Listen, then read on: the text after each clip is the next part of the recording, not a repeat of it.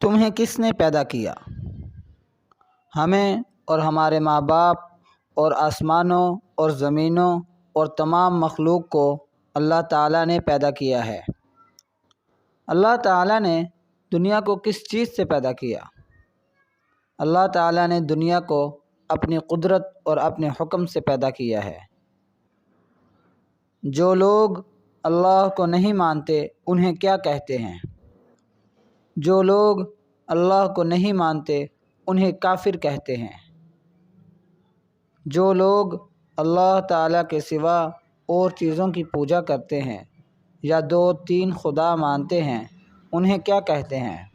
جو لوگ اللہ تعالیٰ کے سوا کسی اور کی پوجا کرتے ہیں یا 2-3 خدا مانتے ہیں انہیں کافر اور مشرک کہتے ہیں۔ مشرک بخشے جائیں گے یا نہیں؟